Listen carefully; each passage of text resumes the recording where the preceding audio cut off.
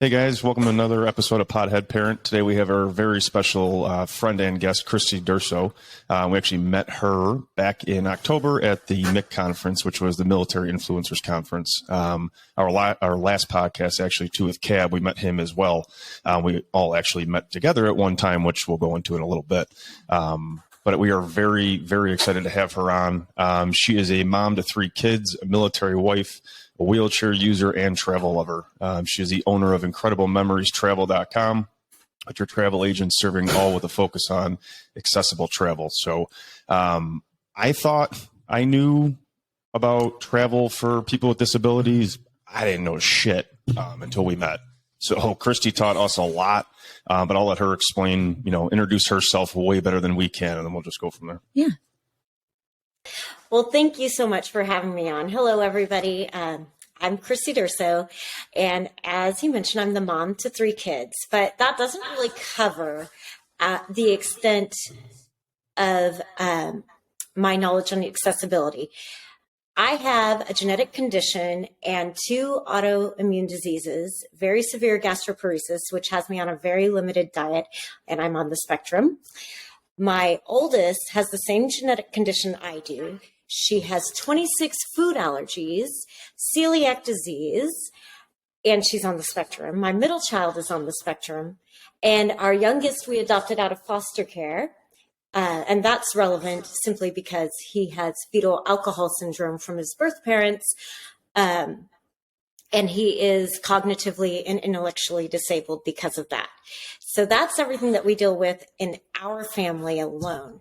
I've been a travel professional for 8 years.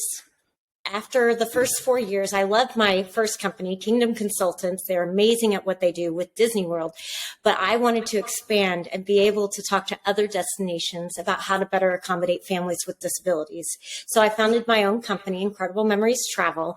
And then after a couple of years of doing that, realized that I needed to help other people understand better how to accommodate families with disabilities, and founded the Spectrum of Accessibility, which trains the hospitality industry on both little and small ways. They can be little and big ways, they can become more accessible. It's really amazing what she does.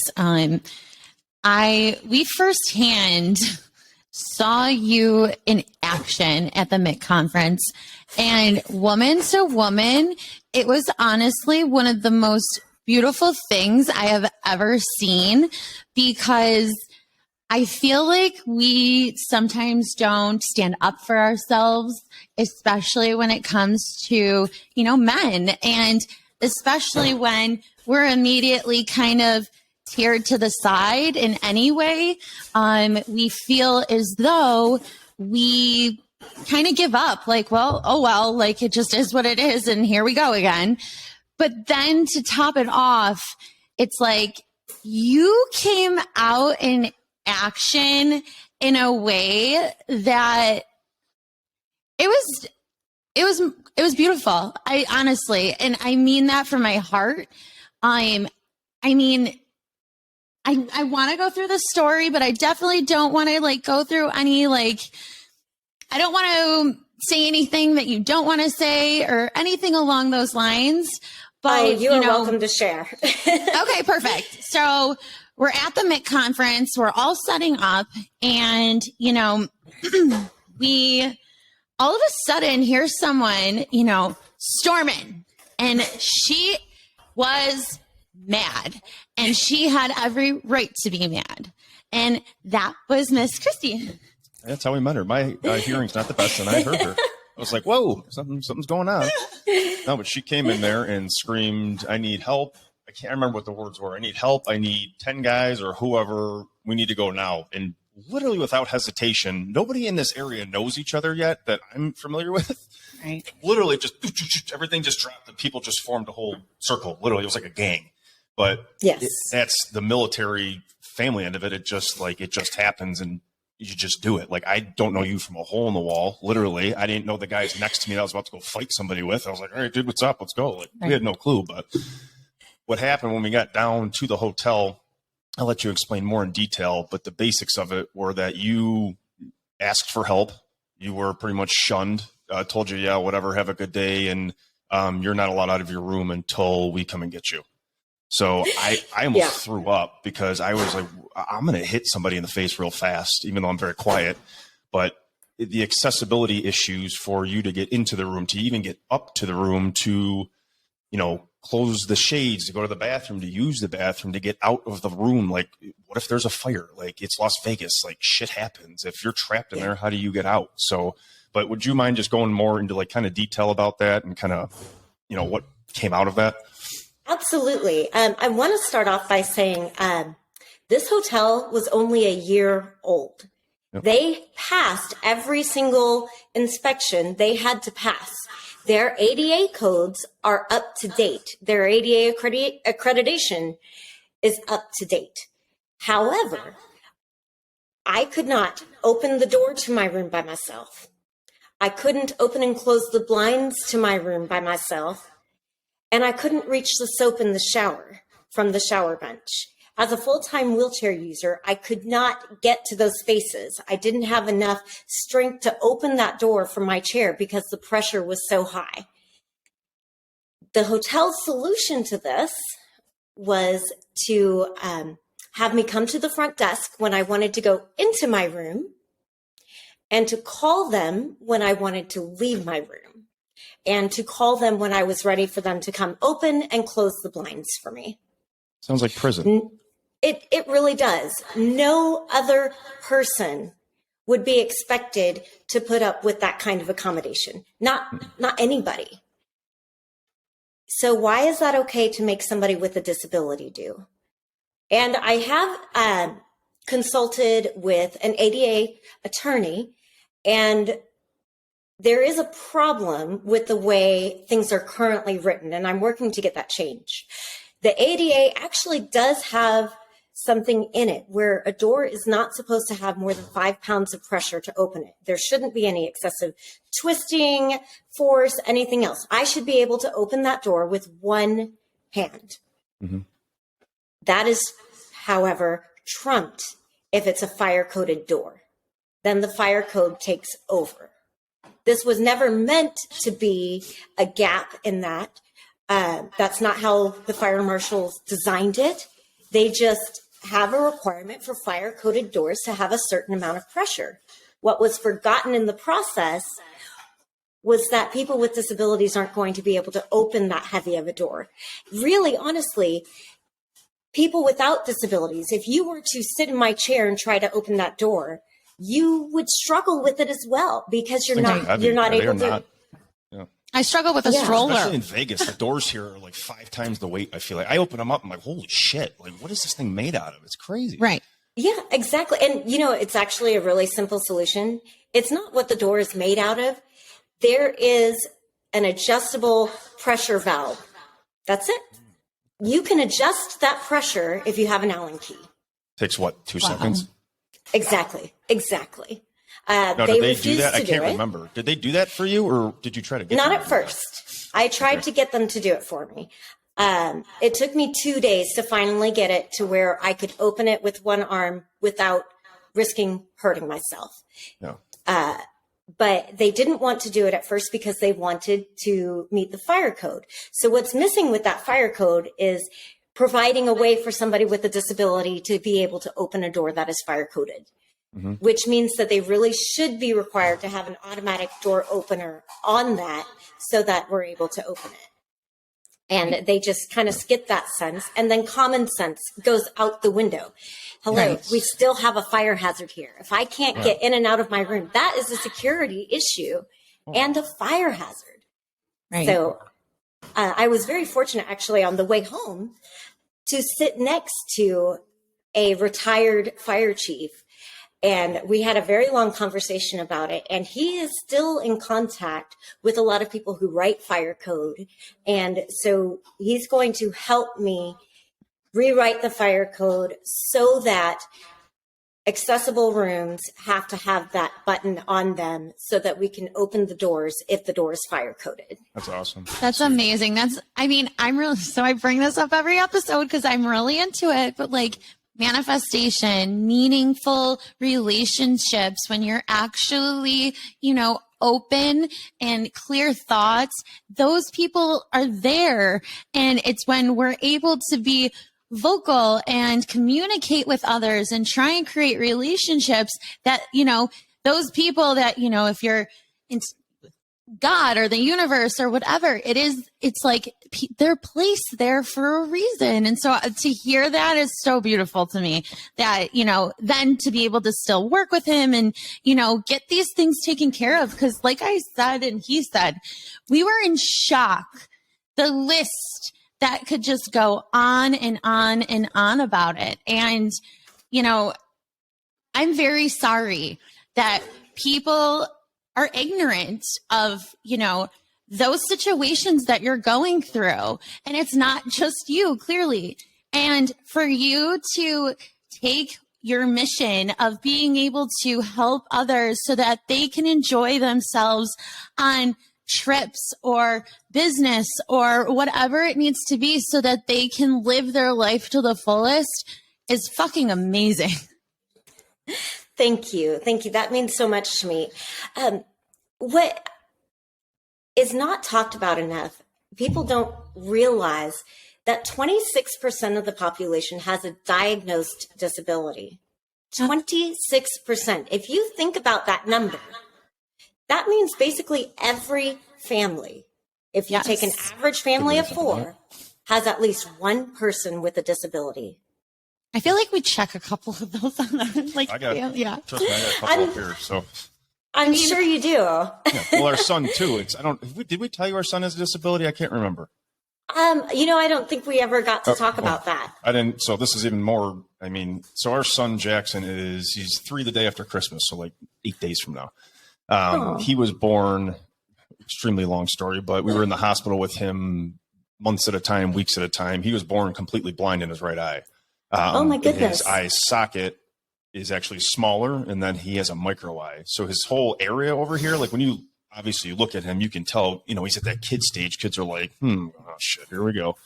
But we're learning as a family, as a dad, as a mom, how to cope with that and deal with that of like, we know it's coming. Like, and he's at that age now where he's going like this. I want to stop him real quick. I want to say that I think we are past that coping stage. That I feel like we've definitely embraced what is happened to Jackson. But now it's explaining to him, like, right. We get it now, but he's at that point, like I was just saying, he'll pull down different eyes, and I'm like, oh shit, like this conversation's going to happen very soon. Right. He can tell he can't see out of the eye. And it's heartbreaking when they realize they're different. Yep. And they go through a process. Our youngest, he's 11, not 3. But as I mentioned, he's cognitively and intellectually disabled. So this is happening a lot later for him. But you can see it in him. He says things like, I want to be like everybody else. Mm-hmm. I don't want to be different, because he knows now that he is. And it's really hard. Yeah, it's heartbreaking. Yeah. Those words are coming soon, and it's just like, I'm just dreading that day. Dreading it. It's taken me up until being almost in college to know that I was suffering from a couple of learning disabilities, and I have really bad, severe ADHD. And I had no idea until I, was in college, until we learned some of these things. And I feel like, with being on the spectrum or with autism, people just don't understand it. And they create a taboo on, having, ADHD or being bipolar or being on the spectrum. That it's like, that was part of the reason we wanted to bring you on as well. It's like, you can check every effing box of whatever. And that's what makes you you. And that's what makes you unique. And just, I'm leaving that muted, honey. So sorry. Technical error. And I feel as though it took me until probably a year or 2 ago to really, truly love myself for, my quirks and my silliness and how I'm just always on the go and, squirrel and, and That's accurate. I have, I know my weaknesses and I work towards them. Sorry, I'm crying. And that has made me so fucking whole that it's allowed all these beautiful things to finally happen for us. And for me to like open my mind up so that I'm not worried about what anyone else fucking thinks about me, and what I am bringing to the table I know is gold because it's mine and I'm doing it myself. And I fully see that light from you, and it's beautiful. I'm going to say that word 1,000 times about you because you can see that you have fully embraced you and you love you for you, and you want others to feel that way. And you want others to also know that taboo of, not being 100% perfect, because I don't think there's a person out there. No. Right? I mean, so kudos to you, applaud to you, because it's taken me a very long time to get there for myself, and to see what you've done, it's very magical, honestly. Oh my gosh. Ditto. Thank you for that. Yeah. I'm not one for words, but He's not one for words. But when you came in that room, I was like, oh shit, okay, let's go. And it opened my eyes again that it's the disability aspect of it. Like, I mean, how do you don't have to answer this question, but like, how do you prepare, or maybe you don't anymore, maybe you're past that stage of going out in public, like our son's eventually going to get to that stage where he's going to be like, I don't want to go out anymore because people are asking me, questions. Like, and I hope we're able to. Here's the way I handle it. I want you to see me. I want you to ask me. I want to engage with you. Because the more we can do that, the more we're going to build an understanding, and the more you're going to realize that just because I have a disability, that doesn't make me less than. It doesn't make me incapable. It doesn't change all the things that I'm able to do. A disability is like my hair color. Yeah. I have brown eyes, I have pale skin, and I can't walk. And I have a stomach that makes me not be able to eat very many things. And I have popcorn brain. And those are just aspects of me. They don't define me. They're not my character. They're just things that help describe me.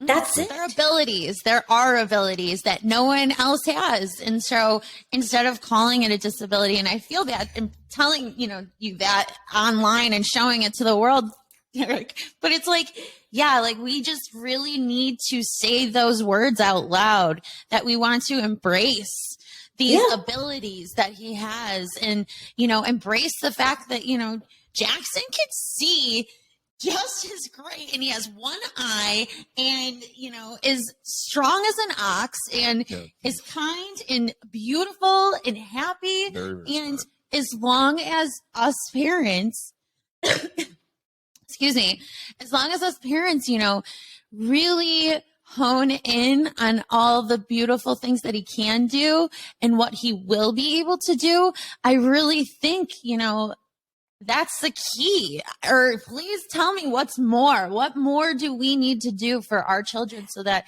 they feel that way? And then it's like, I don't know. Please tell me. I think you're on the right track, and that's more or less what I believe. I get to decide my limits. You don't. I get to decide what I'm comfortable doing, not anyone else. There are certain things I'm never going to be able to do. I'm never going to be a runner, but I can still do a marathon in a wheelchair. Yes. I'm never going to be a downhill skier, but I can do adaptive skiing. I'm never going to be a surfer on my feet, but I can do adaptive surfing. So there are things that you won't be able to do because you have a disability. But a disability doesn't make you less than. A disability means you need a modification. I may not be able to do traditional things, but I am able to see the world from my perspective. I am able to experience it fully from my perspective and my capabilities. I have no problem with the fact that I have a disability. What I have a problem with is when other people choose to put their expectations of me on me and try to define what I can and can't do based on their comfort level instead of my own comfort level. And that's what we need to show our children. We talk to our son all the time, our youngest. We talk to all of them about their disabilities. And there have been times, especially in the teenage years, where they really struggled with being different and really were frustrated by it. And I would say, you know what? These are just facts. These are just facts. Like you and I are talking on the internet. That is just a fact. We take that data. We learn from that data, and then we go and we make a way. Then we make the accommodation. Then we build the bridge so that we're able to do the things that we would like to do. We use the data rather than letting that data put us in a box. We use that data to figure out how to achieve our goals. And that's all there is to it. Amen. Honestly, you saying these words, it's inspiring to people who, you know, are just living, right? They're just taking things day by day, the stress of, you know, the holidays, or, you know, we're going through that right now. And, you know, it's just embracing the moment. It's embracing these things that are going to happen no matter what, or going to happen, you know, and we have no control over them, right? And Absolutely. doing whatever we can with that, acknowledging it, and just working with it, working through Absolutely. it. Absolutely. Once we are able to, you know, take that and work through it, it's a game changer for so many in their lives. Anyone. Absolutely. Yes, everybody has something to deal with. Some people, it's a disability. Some people, it's not having the money that they need for certain things. Some people, it's their living conditions. You don't know what another person is doing. You can't control your circumstances. All that you can do is control how you respond to them. Mm-hmm. That's where our character comes in. And that's what matters. Very true. Very, I think very the true. ignorance of people nowadays is just like, I mean, I'm sure you get this all the time. Like, I mean, people literally walk by our kid and I like see him go like this. And I'm like, did I walk up to you and say, hey, your hair's real fucking ugly? Like, oh, what's with the zit on your face? Like, that's the exact same thing of like you staring at my kid. Like, mind your business. If you got questions, come ask me. If not, shoo, go away. Like, well, see, just that look, and that's you can feel it. I hate it. And again, you can't control that, but what you can do is control your response. Instead of going, I hate that, go, hey, do you have any questions for me? Would you like to know more? I like to insult people politely. How do I put that? I try to just answer questions. Yeah, he does too, but with an edge. But you'll see, like in the grocery store, someone will look at him and I go, what's up? And they're like, oh, you know, whatever. And then someone always makes a stupid comment. Well, at least he's got one eye. I go, guys. I go, first off, he has a physical deformity. This part looks completely different than the other part. I go, second off, do you know how many scrapes are on our walls and shit's missing off the wall because he runs into things because he can't see from here over? Like, he has to tilt his head. There is no at least. Like, oh, it's like, it's so aggravating. But it's just like, you tell those people politely, like, just mind your business. My favorite was someone told me he just stared right at my son, like face to face. It's always at the grocery store. I don't know what it is. It's always older people. Honestly, it's a lot of the times it's older people. And he looked at me and then was like, his eyes look strong. And I'm just like, the fuck? Like, just turn around. They just freak out. I think in that case, he realized what he was doing was wrong and didn't want to be insulting and was trying to think of something he could say that would be encouraging. My husband has a saying that I really, really love. It's assume good intent. Instead of having a chip on our shoulder about it, because we are going to get the stares. We know we're going to get the stares. Start with assuming good intent. And everything is an opportunity to help another person grow. Yeah, because people are curious. They're not sitting there looking at you going, "What the fuck's wrong with them?" Like they want to ask, but they don't know how. And then when they get caught, like you're saying, they're just like, "Blah," the first thing that comes out of their mouth is like something stupid, and it's like, "All right, dude, do you really want to know what's going on or not? Just let's move on with life." Like, our son too, I feel like he's a ball buster, and this kid's only almost 3 years old. Like he is, I say, stupid smart, like idiot savant, like smart. He's going to be the kid, like he's going to catch you looking at him. He's going to go, "Got a problem?" Like, "Yeah, I got one eye." Like, "What's up?" Like, that's going to be him. Like, I could just feel it. And then his little brother be right behind him for any, issues to take care of that. But he's like the crazy one who's like got the crazy eyes and it's like, really? You're looking at my brother like that? Okay. It's the best that's I love why, it. We did have them close together. And as much as it's been hard in these toddler, it's for damn sure. The next 2 years still are it's a struggle. It is. They're learning their personalities, they're learning their emotions, they're learning who they are and what they're going to bring as they go to school, as they meet new friends, so what it all is us creating that foundation at home for them.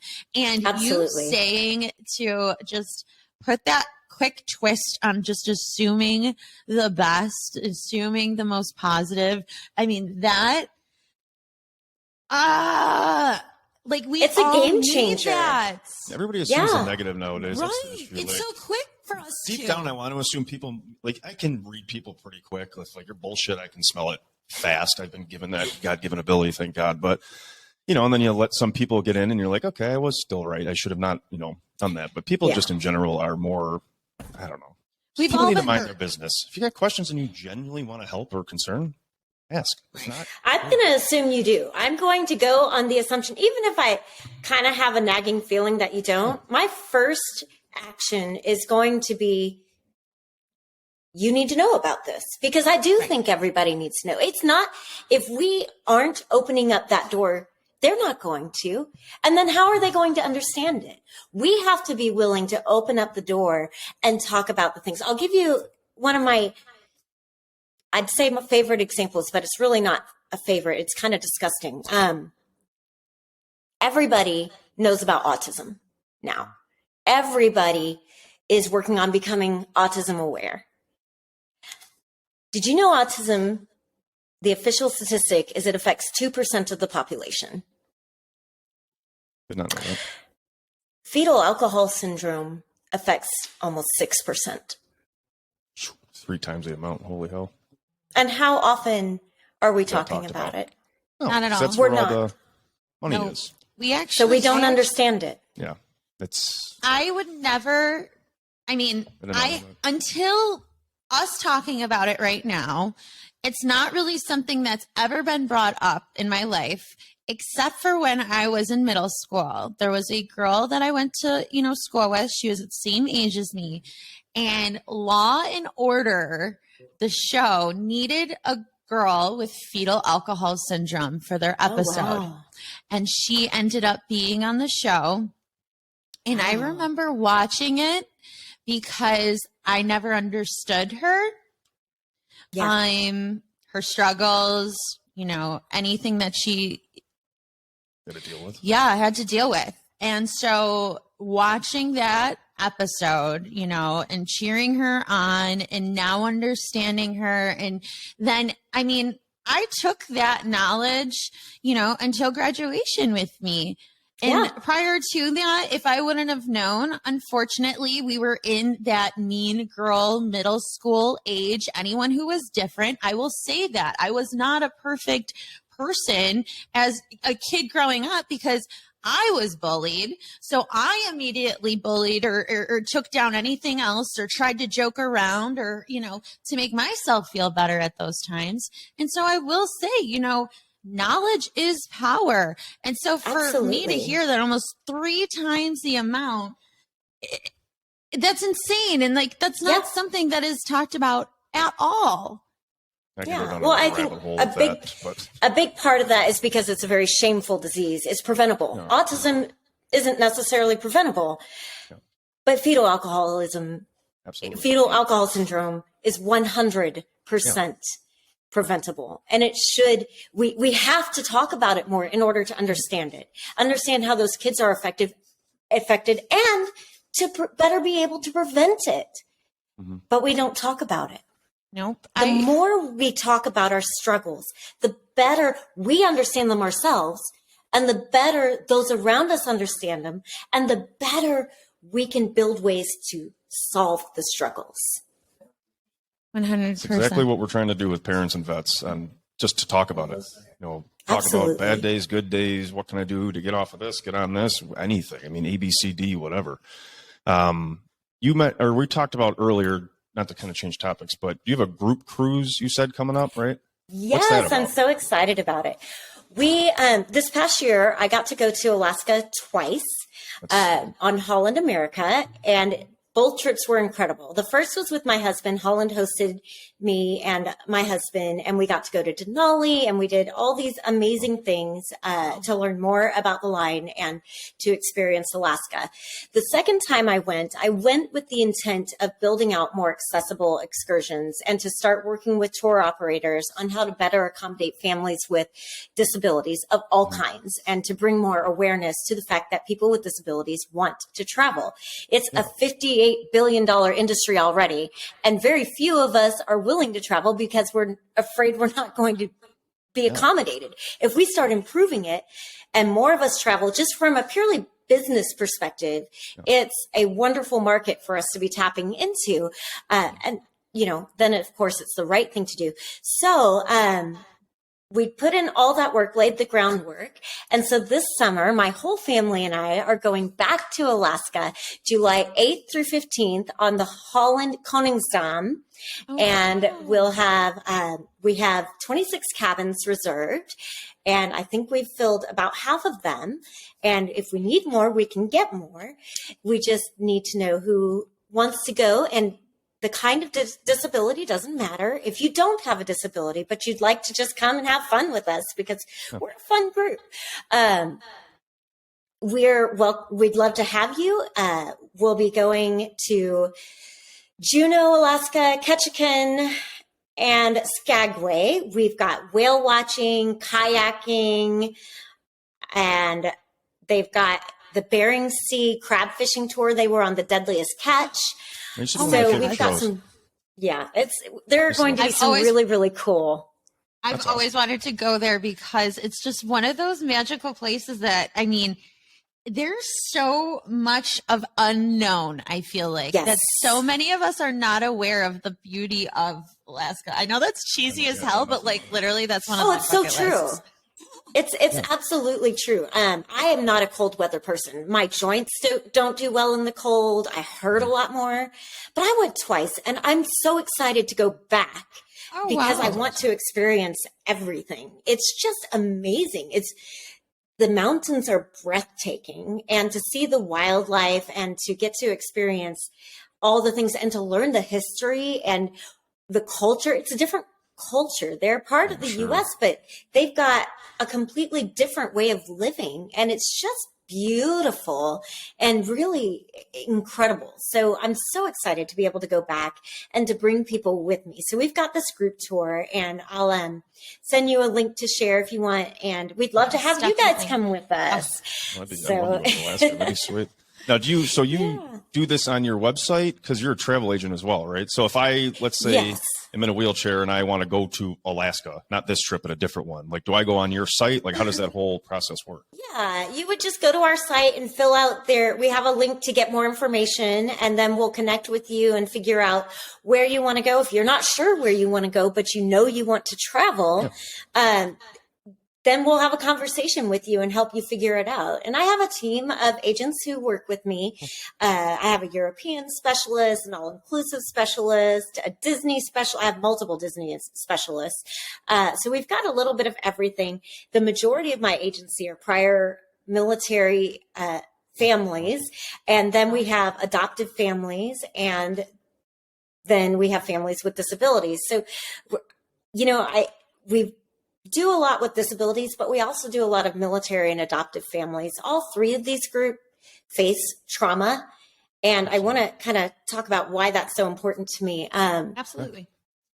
I feel like all of those three groups have something in common, which is we get so caught up in taking care of the day-to-day with military families, preparing for deployments, being deployed, all the things you have to do while your spouse is deployed, and then coming back and reintegration and everything else. We get completely caught up in that process, and we forget to take that time to rest and recharge. With adoptive families, you're so focused on, again, integration and building that family bond and going to therapies. We forget to take that time to rest and restore. And then again, with our families with disabilities, we're going from appointment to appointment, therapy to therapy, IEP meetings to IEP meetings, and we forget to rest and restore. But we need that time. It is critical for us to take that time. When we take that time to rest and restore, we're able to focus on building core memories, and we're able to build time to connect with one another in a way that we can't do when we're rushing from one thing to another. And that's where we make our family bonds stronger. And it's when we take that time and we build those connections and we build those core memories that we really truly develop who we are. And then we're able to take all of that and face those hard days that are just more than we feel like we can sometimes even bear. And by taking that time to focus on connection, we're able to pass off some of the burden with our families, and we're able to share that burden together and move forward because we know that we have something to look forward to. We know that we have these people connected with us, and we know that there are better days ahead. And that clearly you're hitting me. You hit so many nails on the head for us. You know, we are a military family, Derek being a veteran, and, you know, we openly discuss, we both suffer from PTSD. His is different than mine. But, you know, with me having it, it's the kids and what we've been through with them, my past traumas, whatever. He's got his own shit list. And it's like, I feel like even just being a mom is a category, right? Like, that's absolutely. What our pothead parent is part of, you know, being. And it's just, you know, hearing you talk about the fact that a shower, going to the gym, going to the grocery store, going for a walk, those aren't vacations. Those are just day-to-day things to get us there, right? On top of the messes that we have to, you know, contain. And it's like, we consider those being something that are, you know, our vacations, our moments to ourselves, instead of, you know, really embracing the fact that no memories are being made because we're so stressed, because we have so much going on, that it's like, we need to start readjusting, you know, our Christmases, our holidays, our birthdays, our gift giving, right? And maybe start seeing about, you know, maybe saving up and start going on vacation and taking in these moments and these memories with our children or our significant others, or because this needs just as much work on a consistent basis than, you know, the whole family situations too. I do think that that is huge. And so, you know, we used to do that all the time before we got married, and then had kids, you know, and it's like, that was a different moment and a different time of stress. And then now it's like, we need it more than ever. Yes, more than absolutely. ever. So taking and readjusting what values us, and it's not monetary things anymore. I think it's really the memories that we're trying to make. And so being able to talk to you and hear all of your stories, and I don't want to say struggles, but, you know, difficulties or, you know, stop signs that, you know, we just yield at, right? We're just rolling through those. It's what you've done with everything that you have been through, what your children go through, and then taking it and evolving it into something that you have, whether it's with travel or just education or whatever it is. has been amazing to be able to, sit down and talk to you fully and not, just take you as that badass warrior. But there's just so many more layers on top of that make you you. And I want to thank you from the bottom of our heart for having, come on our show. And we are the pothead parents. That is a taboo or a little controversial in some, and that didn't mean anything to you. And I feel like that's what we all need to be. That's what we all need to hold and find people like you to be role models, honestly. And I really appreciate you being on the show. Thank you very much. Thank you. Thank you so much for having me. It's been such a pleasure to get to talk to you. Yeah, we'd love to have you again and then just talk about, whatever happened in between that time period, but also, again, just talking about mental health and kids and life and military problems and anything you want. We check a lot of buckets or a lot of lists, which was good. But again, thank you very much. It was a pleasure meeting you at the MIC conference and then staying in touch with you during that time period. Right. Just one last time, where can everybody get all of your info at? IncredibleMemoriesTravel.com. And I'm also on Instagram as Christy Goes. And you can also look at my Facebook page under Ms. Wheelchair Texas, where I talk about accessibility issues and the things that we're doing to help improve accessibility here in the state of Texas and to bring more awareness. So I didn't mention that earlier, but I am Ms. Wheelchair Texas. I love that. We're going to dive into that next time for sure. Absolutely. Thank you again very much. And then, guys, we'll see you next episode. Thank you. Thank you. Thank you again.